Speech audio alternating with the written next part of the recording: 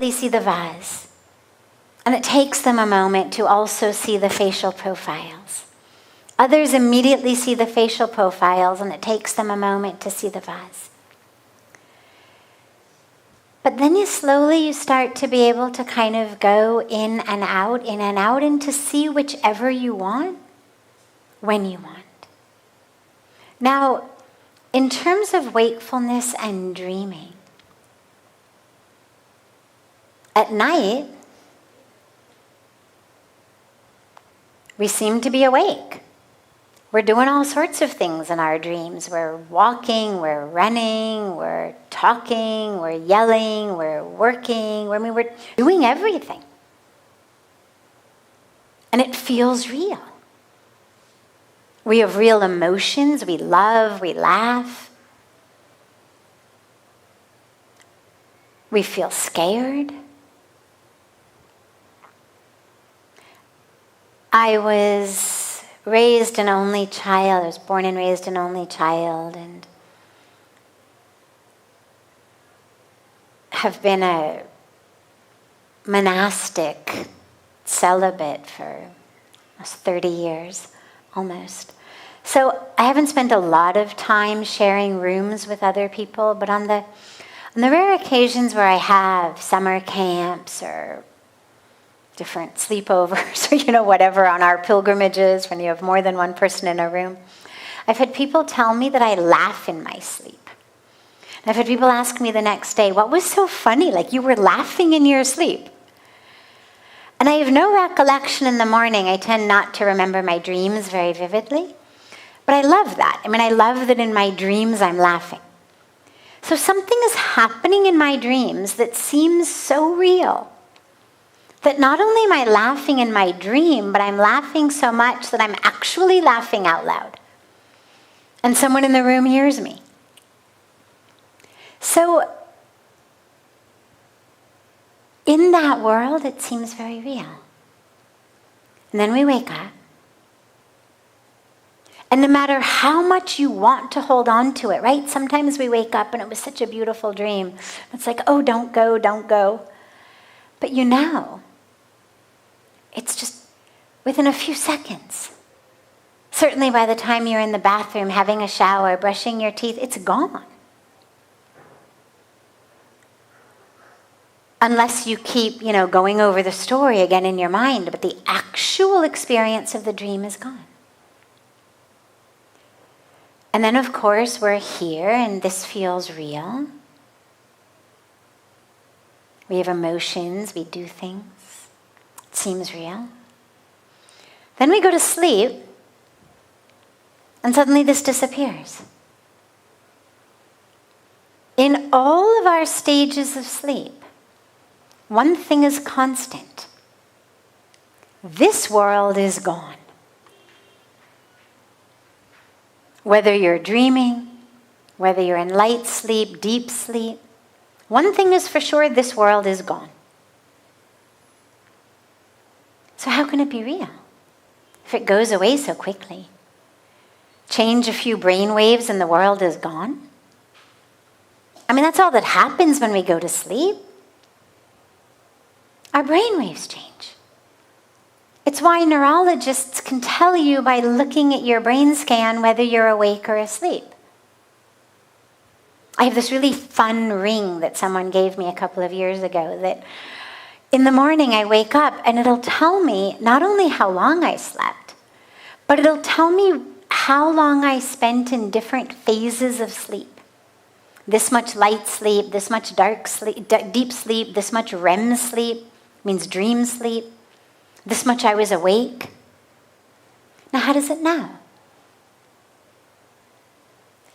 Because somehow it's able to pick up on the same thing that a brain scan picks up on. The brain waves. Somehow. Now, nothing has happened in the world. All that's happened is the electricity in my body has changed. And whether you're picking it up in my ring in kind of a not so super sensitized way, or you're picking it up on a brain scan by neurologists, all that's happened is the electricity in your brain has changed, and the whole world has changed with it. This is gone, that becomes true. Then that's gone, this has become true.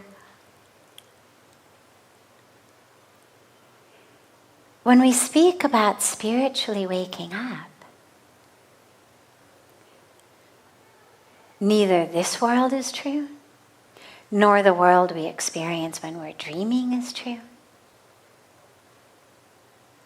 That the experience of waking up, this world becomes as untrue as the dream world does when we wake up.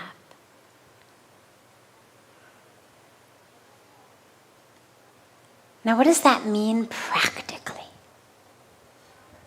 Doesn't mean we stop eating, doesn't mean we stop drinking water, doesn't mean we stop sleeping, doesn't mean we stop going to work, doesn't mean we stop paying our taxes, doesn't mean that we abandon our families. So it's not that we can't remember it. It's just that we are able to see it for what it is. And that would be my litmus test. As our friend Paul Myers asked, how do I know? Well, the way I would tell you to know is, do you get angry? Do you feel frustrated? Do you feel greedy? Do you want things? Because think right now about last night's sleep. Or think about a night's sleep when you do remember the dream, okay? Remember a dream. But you can't generate the emotions for it. You're not going to get angry now because you're remembering that dream. You may remember, oh, in the dream I was angry. But you're not going to feel angry now because you know that was only a dream. Right? It happens sometimes. You have a dream about someone in your life and they did something really bad in your dream and you were really angry. And then you remember it was just a dream.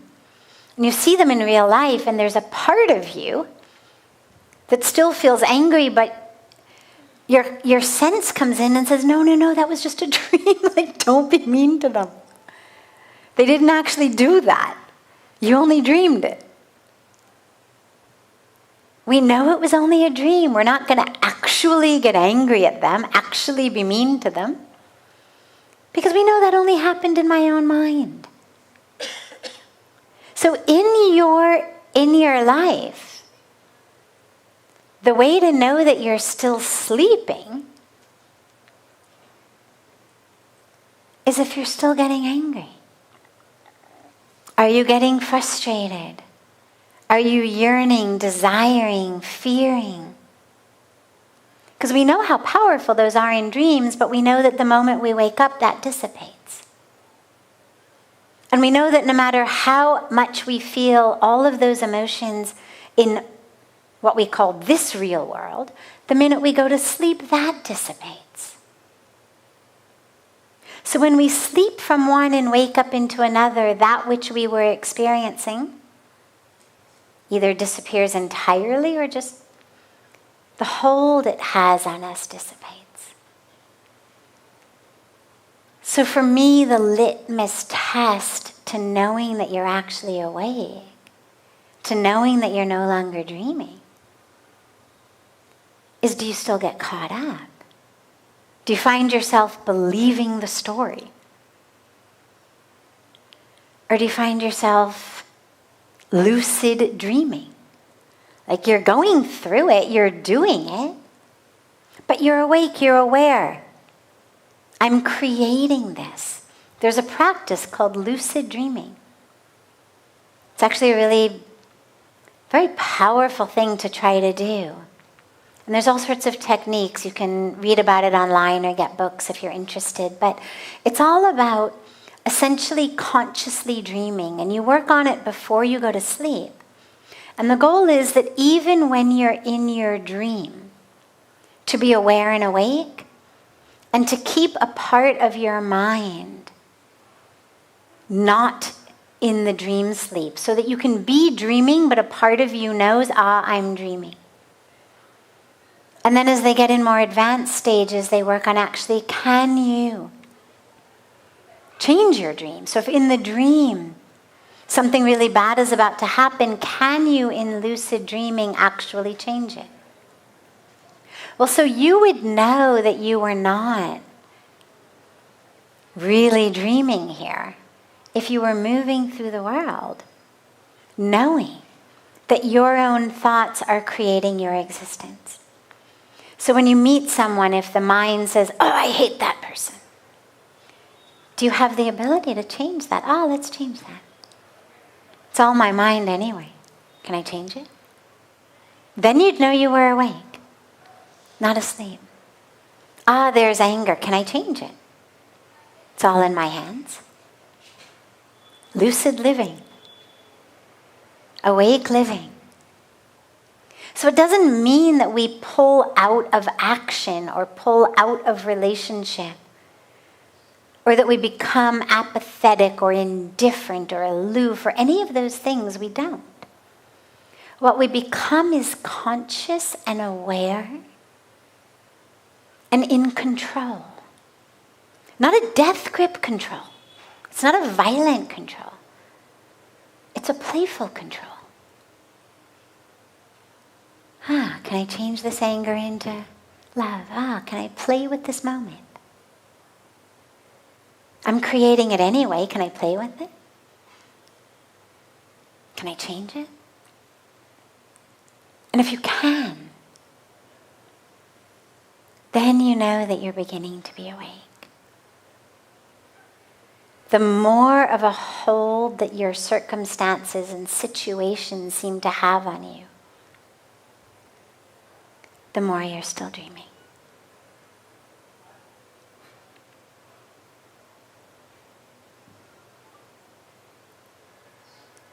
Other questions? Any questions that anyone here has?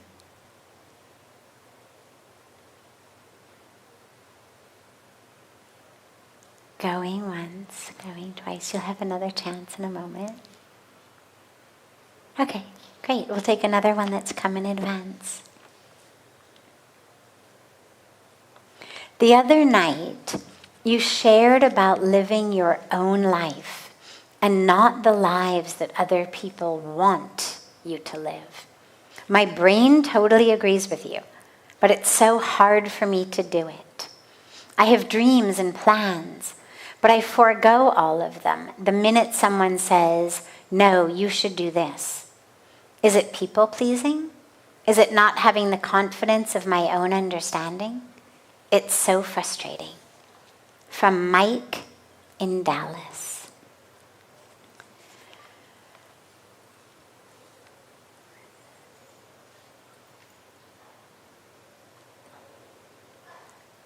Taking wisdom and advice, ideas, suggestions from people we know, especially people we love, people we trust, people who are smart. Nothing wrong with it. It's wonderful. It's always great to get other perspectives. But you don't want to let that be your sole compass. Otherwise, everybody starts backseat driving the car of your life. Right? You're driving and this one is saying right turn, that one's saying left turn, this one is saying speed up, that one's saying slow down, somebody says stop. You go crazy. Or you get in an accident. Or you pull over and you say, forget it. Not going anymore. So there does come a moment, a time in which we say, okay, I've absorbed all of that. But now I need to check in with myself.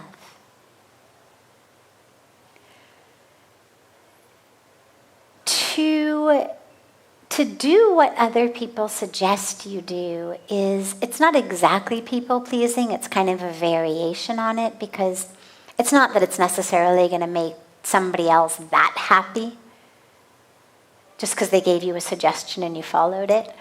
But it tends to be more based on insecurity. People pleasing is much more a matter of, as we go through our lives, people want you to do things, not just suggest it, not just give an idea, but they'll say, oh, please do this for me. Oh, you need to do that. Oh, if you loved me, you would do this. If you were a good son or a good daughter or a good husband or wife, you would do that. It's a manipulation that they do. And then we go along with it.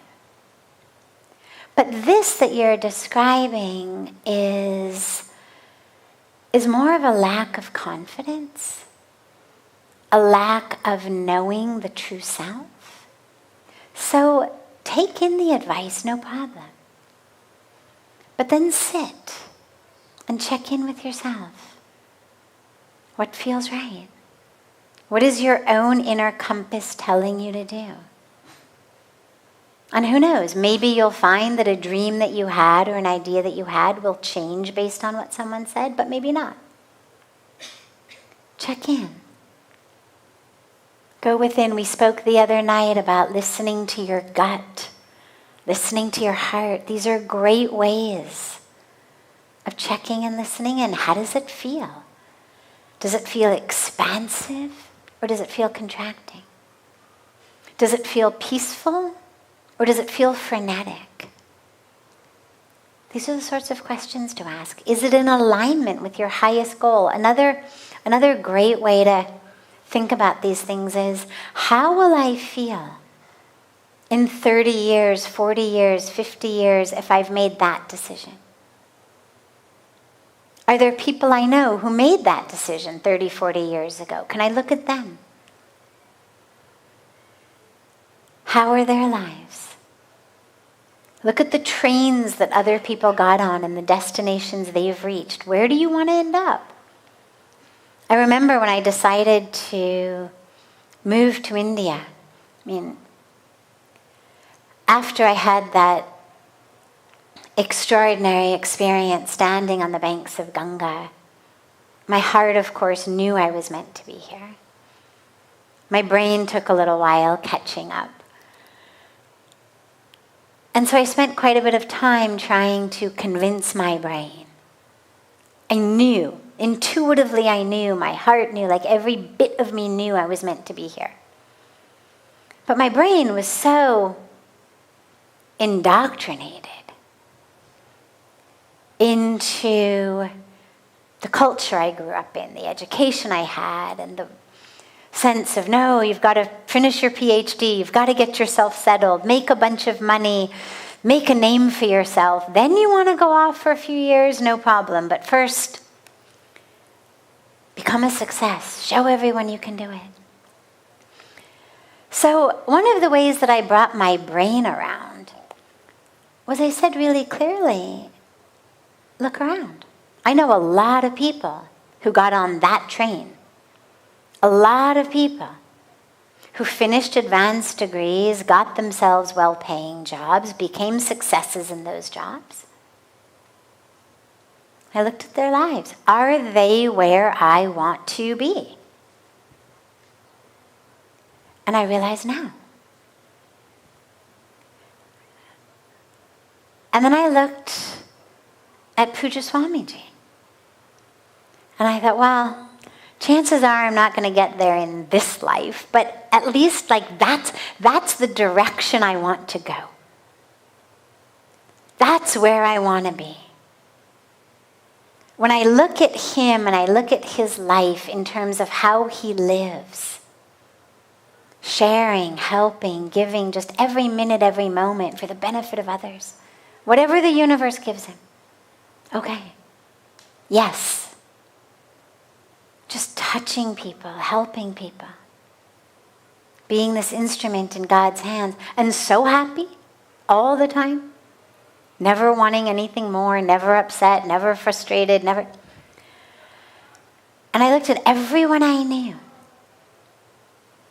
Everyone I knew who had gotten themselves very set, who had the careers and the homes and the possessions and all of that. And yet I couldn't find anyone whose life I looked at and thought, oh yeah, I would love in 20 years, 30 years, 40 years to be living that life. I would like to be that person. And I thought, wow, if I don't want to end up at the same destination, I better get on a different train. And I remember explaining to my parents and saying, Swamiji's the only one I've ever met. I think that's where I'd like to go. I didn't know at that time I was going to necessarily become a monastic renunciant, but just in terms of his life of giving, of sharing, of surrender, helping others, and of being so happy all the time, in such peace, and just exuding that this is what I want. Not being able to order an expensive bottle of champagne with dinner, not being at a Club Med, didn't actually make anybody I knew happy. But he was happy. And so I was able to actually bring my brain around through a very methodical way. And so, Mike, do the same thing. Take in what people are suggesting, but then ask yourself on every level, what does my gut say? What does my heart say? My intuition? And also your brain. It's not that the brain is the enemy. You just have to use it the right way. Instead of letting the mind say things to you like, oh, you're not good enough. Oh, you're going to be a failure. Oh, you're not worthy. Oh, who do you think you are? You're too old, you're too young, you're too fat, you're too thin, you're too this, you're too that. Instead of letting the mind do that, use it as a tool for analysis. Who do you know who's at a destination that looks to you like, yeah, that's where I'd like to go? What train did they get on? Because if you want to end up in the Himalayas, you can't get on the train that's heading down to Chennai. Chennai is great if that's where you want to go. But if you want to go to the mountains, you've got to get on a train that goes north, not south. So let people suggest all they want, but ask yourself, are they living lives I'd like to live? Are they a valid source of advice for me? If you go to a doctor, the doctor's like 300 pounds and, looks really sickly and, can't stand up and is, coughing and sneezing, whatever it is, like, you might not necessarily take all of the advice that doctor offers quite so strongly, because you'd think, well, if you can't even keep yourself well, how are you going to advise me? So in the same way in our lives, look at whose advice you're taking. Look at whose life direction you're taking. Everybody says, do this, do that. Well, look at them. Did it work for them? Right? It's like that old joke about the, people who want to charge you for giving you advice on the stock market. Well, if it worked so well for them, they wouldn't need to make money advising you. If they were that good at picking the right stocks, they would have picked them and become a billionaire. They wouldn't need your money. So look at who's advising you. How well did it work for them? Are they somewhere you want to go? And check in. Check in with yourself. Where are you being pulled? Where are you being drawn? My favorite example of this is the tree in the forest that grows sideways. Right? All of the other trees always grow up. But if you spend enough time in a forest, inevitably you're going to find one that's growing sideways. Why? Because trees need sunlight to grow. And wherever that tree was originally growing, maybe there were so many other trees that if she grew straight up, there was not going to be light and she would suffocate and die. And inside there was some kind of an awareness, a knowledge and instinct that said, you got to go this way because your light is that way. And then she grows really tall, hundreds of feet long, growing horizontal to the ground. It's amazing. But it works. And she knew. And I think about all the other trees growing around her who must have said, what are you doing? Stupid, look at her go sideways. But look how long she is and how healthy she is. Because she knew, my light is that way. So trust yourself. It may seem crazy, but trust yourself. You're the only one who really knows you.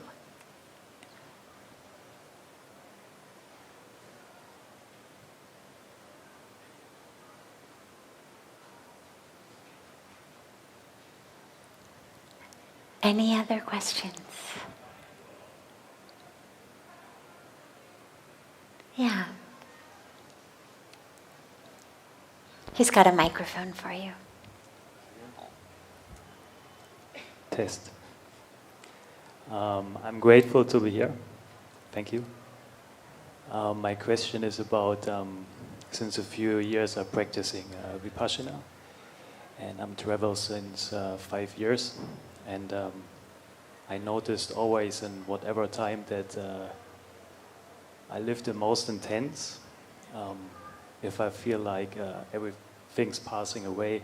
For example, if myself or someone that is close to me is like seriously ill, or I'm watching my sensations and see them coming and passing away, or in some situations while traveling where I got up in some dangerous situations or did skydive or bungee jump or stuff like this, I always feel like I live super intense.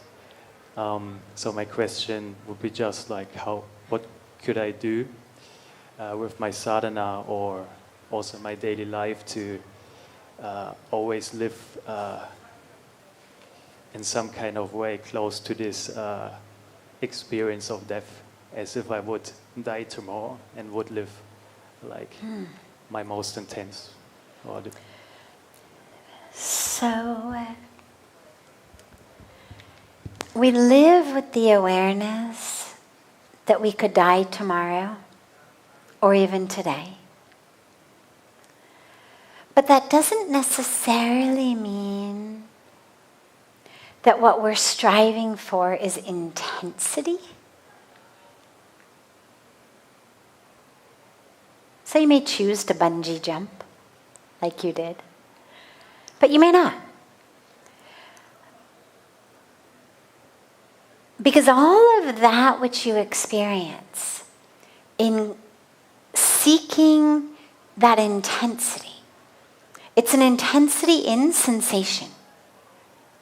What I'm seeing, what I'm hearing, what I'm feeling, what I'm tasting, or the way that the chemicals and electricity in my brain are going in fear, in desire, in enjoyment. Whatever it is, all of that intensity is in that which is fleeting. Right? The bungee jumping is super intense for however long it lasts. A minute, maybe, 45 seconds, I've never done it. And maybe it stays with you for a few minutes, maybe even a few hours. But I would imagine that that intensity wears off very quickly. Same way, they always give people a last meal before execution, like you should go out with the taste of pizza or, whatever. As though somehow that's going to make you more ready to die. You want to eat pizza, no problem. But if you've only got a day, if you're really living with the awareness that this could be your last day, then instead of simply feeling those things which are going to disappear the moment the prawn leaves your body. Your senses, your emotions. Instead of that, work on getting as close as you can to that which stays with you. That's the key. Because the body goes. The senses go. And if you know it's going anyway, what's the point? Point is, what is that that's going to stay with me? What is that that's not going? And how can I get as close to that as I possibly can? Because that's who you're going to be with for the rest of the journey.